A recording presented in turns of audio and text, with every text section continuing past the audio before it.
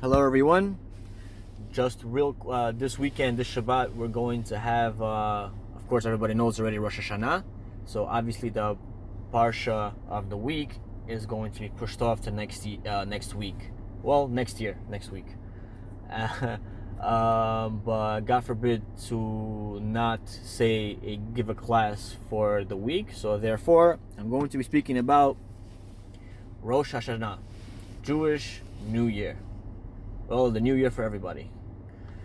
So, I want to speak about how a person can merit a blissful upcoming new year, especially after the tragics that we've been having and that we've had and that we've all seen together as humanity. How can we now see more light in the upcoming new year? So let's start like this. I'll give a story. First of all, a young kid, 18-year-old kid, was flying to Israel, and in this flight, he sees a certain rabbi that he knows, a prominent rabbi, a prominent spiritual leader, back from his community. Wow, the boy says. It's good to have these kind of people on our flight, so they can pray for us, for our well-being, and I feel more safer now because of the merits of this rabbi. I'm going to get to my destinations in a safer manner. It's nice to have these things. And he was sitting behind the rabbi, and the flight takes off. And when the flight takes off, a certain point of the flight, people in the flight cannot have like their gadgets or anything on their hand. Everything, luggage must be on the bin on top. Handbags must be on the chair in the bottom. So once the plane comes to a complete autopilot mode, that's when everybody may unbuckle and take out their gadgets, their books, handbags, whatever it is. So when the lights went off, that you may proceed to do whatever you were doing, everybody pulls out, the classic move, pulling out their phones, their tablets, laptops, watch movies, whatever. And this boy assumed that this rabbi will pull out a sefer, a Jewish book, a Torah to read from. This rabbi ended up pulling out a newspaper, a New York Times. And the kid kind of felt weirded out about it, because I would expect a rabbi such as yourself to pull out a Torah to read from. Not to say there's anything wrong with reading the New York Times, but I would expect more from this rabbi. But all right, whatever. Everybody needs a break, says this boy. As time goes on, there's somebody in the aisle, which so classically, there's always one person in the plane that wants to pray in the back of the plane. Goes over, Arvit? Anybody? Arvit? Would you like to play Arvit? Sir? Arvit? Sir? Arvit? So this boy already prayed Arvit at the airport, and he thought maybe I can, just pray Shachrit, which is the morning prayers in the plane. But he goes over to this rabbi, and the rabbi just kind of like waved no, signaling that he didn't want to pray. Okay, rabbi, that's kind of weird that you didn't want to pray with him. Interesting, but okay, whatever. Maybe you prayed at the airport. But I'm going to start keeping my eyes on you, because you may be a fake rabbi, because it's already 2 strikes.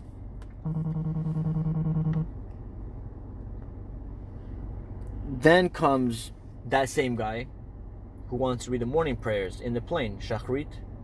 Shachrit, anybody? Sir? Shachrit? And now I'm looking at this rabbi. What is he going to do? This guy goes over to this rabbi. Shachrit, rabbi? And he signals, no, I don't want to pray. Ooh. He looks at him. What a fake rabbi. And they definitely did not pray at the airport. You're not going to make it by the time you land to Israel to pray Shachrit. So you must be a fake rabbi. And inside his stomach was turning. I can't believe it. I thought you were prominent. I can't wait to get back to New York to go and make the announcement in your own shul, in your own synagogue, that this is a fake rabbi. I've seen it with my own eyes. And he was the whole flight to Israel. He was waiting, like even preparing speeches on what to say. He both gets up. Faith has had it that this boy was right behind the rabbi on the line to go out to exit the plane.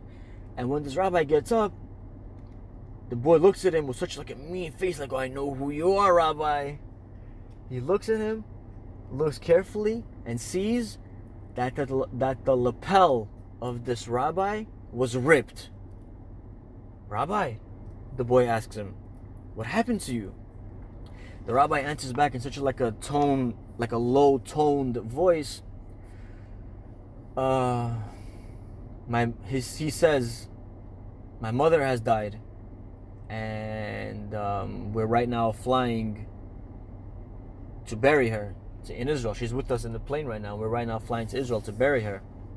And as you know, some of us who don't know, at that point of a person who needs to bury their dead, at that point, that person is not allowed to do any mitzvot or learn Torah until they properly bury their loved one.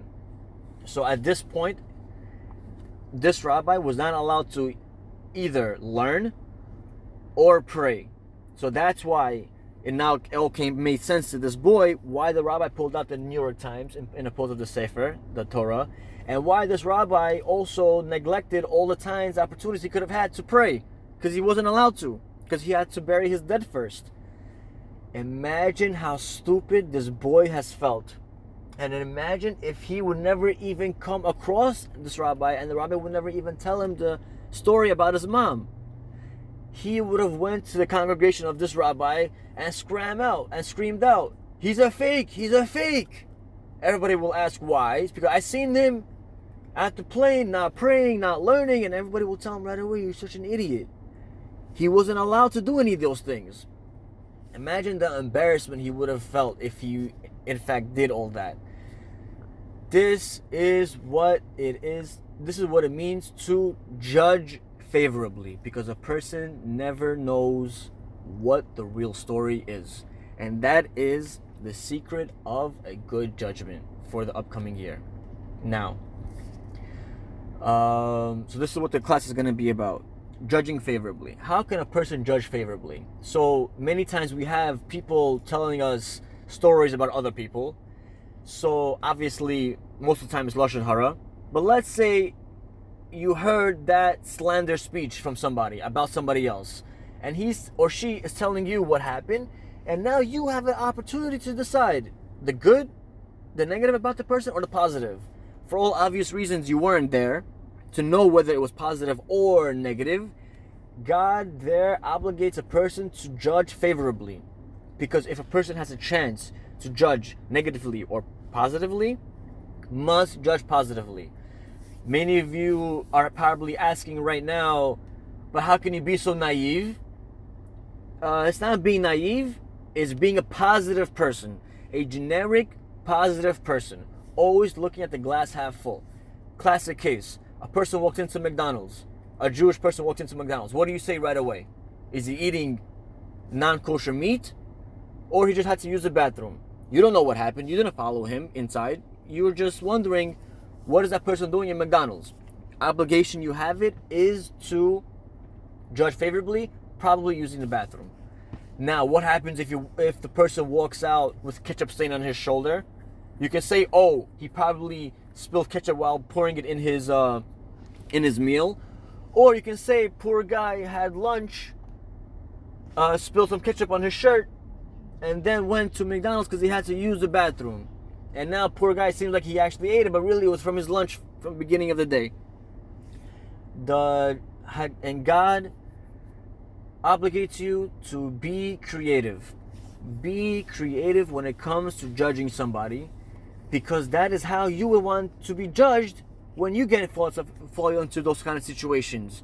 When you have no choice, you're running out of breath, looking for a bathroom, and you see the only store available to you is a McDonald's. So you just like walk right in, going using the bathroom as soon as you can, just to make sure nobody thinks otherwise. If somebody there saw you running into McDonald's, you would want that person to wish, to hope, or to judge you, as I may say, favorably, in saying, oh, obviously this person had to use the bathroom. Now, what happens if a person in a case where walks across the window of McDonald's, sees the actual person eating the actual hamburger with cheese melting down from the sides, there's no way you can deny it. Still, God there obligates a person to judge favorably because that is what you want to do. You know, it happens. Person fell into the temptations, didn't know any better, did know better, but it fell into the temptations. Whatever, we're all sinners. We all can be better of ourselves. It doesn't mean that I can now judge this person and put a question mark on him, put a mark on him or her and say, you did X, Y, and Z, I don't want to talk to you, you did X, Y, and Z, you're not good enough, whatever. People fall into sin. The best you can do as a person who witnessed that is to say, I want to go help that person, not to rebuke them, but to help them get on my level so they can be better of themselves. To judge everybody favorably, whether it is that they did negatively or not. It is not your place to judge. You are not considered to be judge of the world. There's a saying that goes, who are you? Let God judge me. That's a popular saying amongst us Americans. That is actually a very dangerous saying to say, because you do not want God to judge you, because God judges those who all the way. They're not going to judge you based on your action. Hashem is going to judge you based on the reason why you've done X, Y, and Z, on the intentions that you've done, all of the nitty-gritty details. God will judge you. So when a person says, God, let God judge me, it's not such a good saying. You do not want God to judge you. So now, moving forward, there's a Gemara, Talmud, in the book of Shabbat, Talmud of Shabbat, Tractate Shabbat, I think in page 32, I believe, Lamed Bet. It says like this: a person is about to get judged from the heavenly courts, whether they should enter heaven or not, whether they should come back down as a reincarnation to another person, or classic case what we're about to go into, Rosh HaShana, the Jewish New Year, where they should be judged for prosperity, for a sweet year, for a year of wealth, for a year of health, for a year of life, for a year of death. Let us now, God is saying, us as in the heavenly court, now judge whether this person, how they should be for the rest of the year. So now there's a court case going on. All of the times throughout the year, a person has done good deeds and bad deeds. Each action of a good deed has created an angel, a defense angel. Each action of a bad deed has created an offense angel, an angel opposing you. Now these angels are in the heavenly court fighting. I am the angel of his prayer. He created me when he prayed. And the other opposing side is saying, I am the angel of when this person ate non-kosher meat. And they're all fighting. Who has more merits? Who has more transgressions? And they're fighting whether this person should either live, health, prosper, children, marriage. Everything happens on Rosh Hashanah about a person, but everybody who has died, everybody who is living, every creature and every vegetation, every inanimate object is all everything in this world is judged on Rosh Hashanah. Now, the Gemara says, in a case where there is 999 angels all yelling about this person, guilty, and then there is one angel in the back waving his hands, wait, leave him alone, he's a good person, don't judge him guilty, he's innocent. God, the true judge, despite the 999 angels who yelled guilty, despite all of them, God will listen to this one angel who yelled or whispered or said innocent. Wow, what a deal. Wow, what a negotiation tactic. What a strategy for a great new year. Again, these 999 angels. He spoke slander. He ate non-kosher. He did not pray. She did not dress modestly. She is speaking too much slander. 999 angels are all yelling to God, guilty for the upcoming year of this person. And one angel in the back is saying innocent. God will listen to this one angel. Why? Because in this world, when this person, despite all of the negative people around them saying that this person did such act, and you were the only one, despite many, who said, nah, leave him alone, he's a good person. Nah, leave her alone, she meant well. Because you did that, despite many people who said no, God will do the same thing back to you. When you have all of these opposing angels against you, yelling guilty, you will have one that will say he's innocent or she's innocent, because that is what you have done in this world about another individual. Wow, what a deal.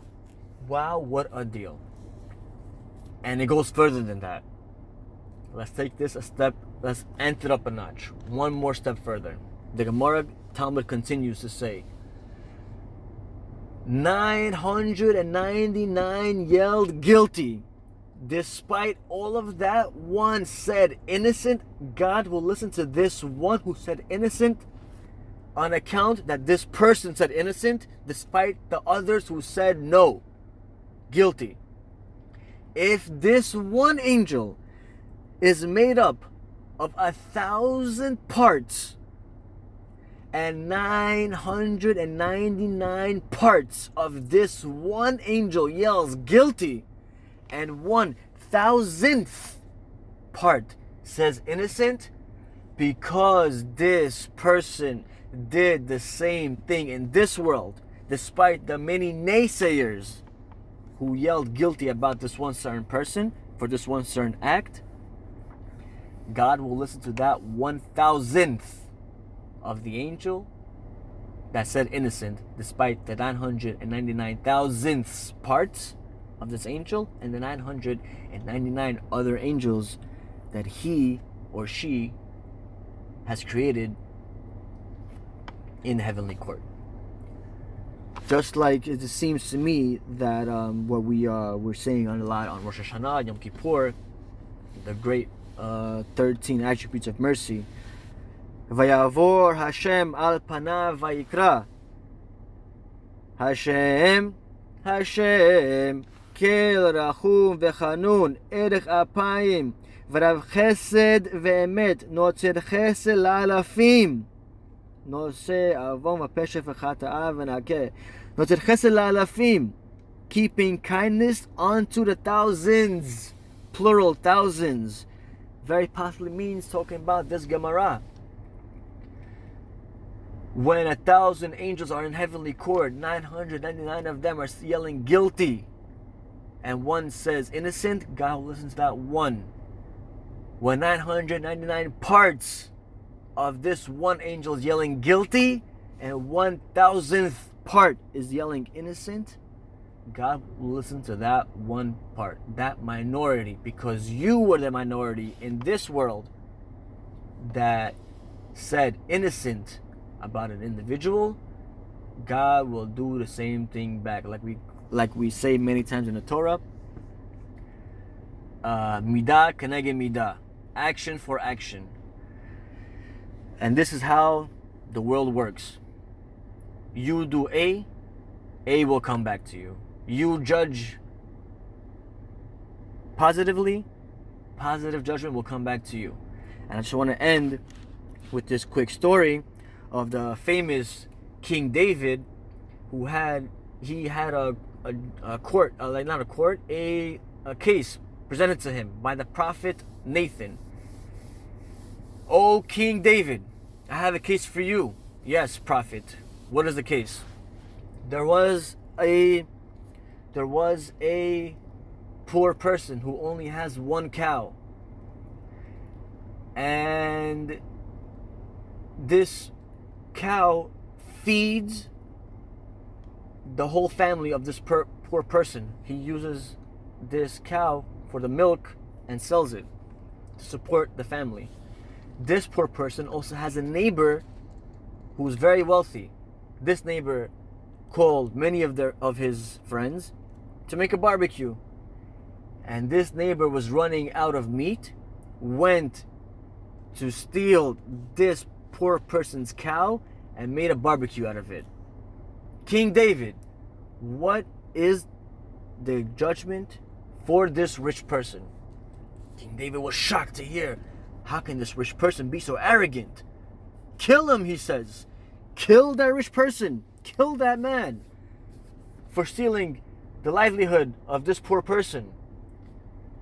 King David, Prophet Nathan says, you are that person. You could have had so many wives, yet you took the wife of another person. Obviously, we want to learn that story through trickery. He sent the husband to war in order for the husband to die so he can marry the whole story to happen. Even the holy sources tell us to, God forbid, for a person to think that he sinned. But that's for a different case, for a different time. But Prophet Nathan was saying, King David, you could have had anybody. Why did you choose this one? You were that man. You just judged yourself for death, is what the prophet tells the King David.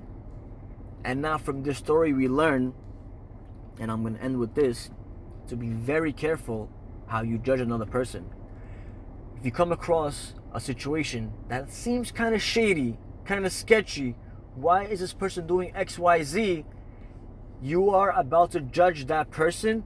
God is sitting right there listening to what you are about and how you are about to judge this person.